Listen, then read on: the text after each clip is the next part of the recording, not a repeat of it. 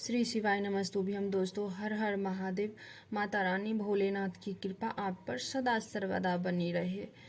हमारे YouTube channel में आपका स्वागत है। तो चलिए आज मैं लेकर आई हूँ परमा एकादशी, सावन अधिक मास की कृष्ण पक्ष की परमा एकादशी कब है और उसके बारे में मैं कुछ जानकारी लेकर के आई हूँ। इसकी महत्व और परमा एकादशी की कथा। हिंदुओं में एकादशी का बड़ा धार्मिक और आध्यात्मिक महत्व है। इस शुभ दिन पर लोग व्रत रखते हैं। साल में कुल 24 एकादशियां पड़ती है। एक महीने में 2 बार कृष्ण पक्ष और शुक्ल पक्ष। इस दिन कठोर व्रत रखते हैं और बड़ी भक्ति और समर्पण के साथ भगवान विष्णु की पूजा करते हैं। तो आइए जान लेते हैं परमा एकादशी का दिन व शुभ मुहूर्त। तो परमा एकादशी का दिन है अगस्त में पहली एकादशी परमा एकादशी पड़ेगी। यह एकादशी व्रत 12 अगस्त 2023 शनिवार को रखा जाएगा। एकादशी तिथि 11 अगस्त को सुबह 5:06 से प्रारंभ होगी और 12 अगस्त को सुबह 6:31 पर समाप्त होगी। तो चलिए दोस्तों, अगर आप लोगों ने मेरे चैनल पे नए हो, सब्सक्राइबर नहीं किए हो तो सब्सक्राइब कर लो, बेल आइकन दबा दो ताकि मेरे दूसरे वीडियो की नोटिफिकेशन आप तक पहुंच सके। तो परमा एकादशी का महत्व अब मैं आप लोगों को बताऊंगी। अर्जुन ने कहा, हे कमल नयन, अपने शुक्ल पक्ष की एकादशी का विस्तार पूर्वक वर्णन किया कर मुझे सुनाया था। अब आप कृपा करके मुझे अधिक मास की कृष्ण पक्ष की एकादशी का क्या नाम है, इसमें किस देवता का पूजन किया जाता है तथा इसके व्रत की किस किस फल की प्राप्ति होती है तथा उसकी विधि क्या है, इन सब के बारे में बताइए। श्री भगवान बोले, हे अर्जुन, अधिक मास के कृष्ण पक्ष में जो एकादशी आती है वह परमा एकादशी कहलाती है। वैसे तो प्रत्येक वर्ष 24 एकादशियां होती है। अधिक मास या मलमास को जोड़कर वर्ष में 26 एकादशियां होती है। अधिक मास में 2 एकादशियां होती है जो पद्मिनी एकादशी और परमा एकादशी के नाम से जानी जाती है। इसके व्रत से सभी पाप नष्ट हो जाते हैं तथा मनुष्य को इस लोक में सुख तथा परलोक में सद्गति प्राप्त होती है। इसका व्रत विधि अनुसार करनी चाहिए और भगवान विष्णु का धूप दीप नैवेद्य पुष्प आदि से पूजन करना चाहिए। इस एकादशी का पावन कथा जो कि महर्षियों के साथ काम्पिल्य नगरी में हुई थी वह मैं तुमसे कहता हूँ, ध्यान पूर्वक श्रवण करो। तो अब मैं आप लोगों को परमा एकादशी की कथा सुनाने जा रही हूँ।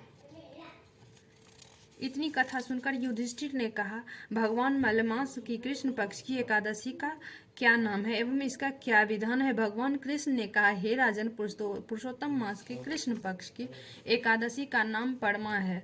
यह मुक्ति और भुक्ति दोनों को प्रदान करती है। इसके करने का विधान वह है जो पद्मिनी के करने का है। प्राचीन काल में एक काम्पिल्य नाम का नगर अत्यंत ही समृद्धिशाली एवं सुंदर था। उस नगर में एक धर्मात्मा ब्राह्मण अपनी स्त्री सहित निवास करता था। वह ब्राह्मण अत्यंत ही दीन और दरिद्र था। उसकी स्त्री परम धर्मात्मा और पवित्रता थी। उसे जो कुछ भी मिले वह अपने अतिथियों का सत्कार कर बचा वह अपने पति को खिलाकर अव्रत उपवास कर निराहार रह जाती थी। इस प्रकार करते करते उसका स्वास्थ्य बिगड़ने लगा और वह दुर्लभ और कमजोर हो गई। यह देख ब्राह्मण बड़ा दुखी हुआ। अपने को ही कोसने लगा कि जब मैं स्त्री का भरण पोषण नहीं कर सकता तो मुझे विवाह ही न करना था। अपने मन में बहुत कुछ सोच विचार कर अपने स्त्री से कहा, हे प्रिय, मेरी वजह से तुम महान कष्ट भोग रही हो। यदि मुझ दरिद्र के साथ तुम्हारा विवाह न हुआ होता तो कदाचित तुम्हारी यह दशा न होती। अब तुम मुझे बताओ कि इस दरिद्रता को दूर करने के लिए क्या करूं। यदि तुम कहो तो मैं अब यहाँ से कहीं अन्यत्र जाकर धनोपार्जन करने का प्रयास करूं। अपने पति के ऐसे वचन सुन सुंदरी स्त्री ने कहा, प्राणनाथ, यह आप क्या कह रहे हैं। दासी से क्या अपराध हुआ जो आप दासी को त्यागने का विचार कर रहे हैं। आप कहीं न जाइए, अपने घर में रहिए। ब्राह्मणी के ऐसे वचन सुन ब्राह्मण चुप रह गया। संयोगवश एक दिन उसके घर महर्षि कौंडिल्य आए।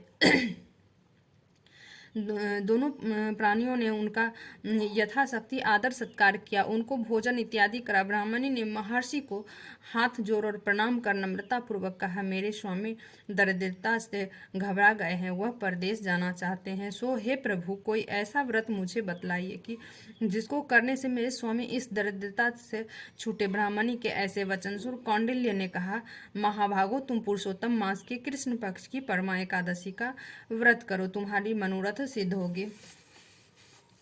इस एकादशी के पुण्य फल और प्रताप से धन संपत्ति बन गए। इस एकादशी के पुण्य फल एवं प्रताप से महाराज हरिश्चंद्र का गया हुआ राज्य पुनः प्राप्त हुआ था। साथ ही साथ पंचरात्रि व्रत का महात्म्य और भी अद्भुत एवं महान है। दशमी से लेकर अमावस्या तक नित्य प्रति स्नान कर भगवान का पूजन कर निराहार रहकर व्रत करे और रात्रि में जागरण करे।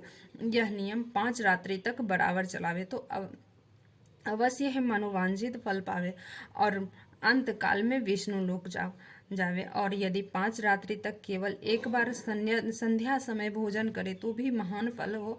विद्वान ब्राह्मण को तिल पात्र दान करने के में पात्र में जितने तिल होते हैं उतने वर्ष पर्याप्त स्वर्ग सुख भोग करने का फल प्राप्त होता है।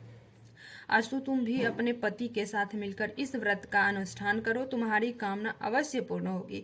महर्षि के कथानुसार उन लोगों ने परमा एवं पंचरात्रि व्रत तथा यथारीति धारण किया। पंचरात्रि होकर जिस समय प्रभात हुआ और वे लोग व्रत का पालन कर चुके, उसी वक्त उसके पास एक राजकुमार आ उपस्थित हुआ और उन्होंने राज सम्मान के साथ सुंदर सामग्रियों से भरे हुए उत्तम भवन एवं अतुल्य धन राशि तथा जागीर प्रदान किया। पंचरात्रि व्रत के प्रताप से वह ब्राह्मण और ब्राह्मणी इस लोक में महान सुख और संपत्ति का भोग कर अंत में विष्णु लोक गए। भगवान कृष्ण बोले, राजन, जिसने परमा एकादशी का व्रत कर लिया उनको पुष्कर, गंगा एवं अन्य तीर्थों की क्या आवश्यकता, गया में श्राद्ध करने की क्या जरूरत, यह सब महान फल तो परमा के करने से ही प्राप्त हो जाएंगे। जिस प्रकार द्विपदों में ब्राह्मण, चतुर्सदों में गाय और देवताओं में इष्ट देव श्रेष्ठ हैं, उसी प्रकार महीनों में मलमास श्रेष्ठ कहा जाता है। इसके अंतर्गत 5 रात्रि और भी महा पुण्यों को देने वाली है और इससे भी अधिक पुण्यप्रद और अक्षय फल देने वाली पद्मिनी और परमा नाम की एकादशी है, क्योंकि 64 लाख योनियों में भ्रमण के बाद मनुष्य के योनि में जन्म बड़े भाग्य से मिलता है। इसीलिए बल पूर्वक सबको पुण्य संचित करना चाहिए। हे राजन, आपने जो प्रश्न मुझसे किया था उसका उत्तर मैंने तुमको सुना दिया। अब तुम्हें भी श्रद्धा भक्ति समेत परमा एकादशी का व्रत करना चाहिए। बोलो हर हर महादेव। जय विष्णु भगवान की जय, भोलेनाथ की।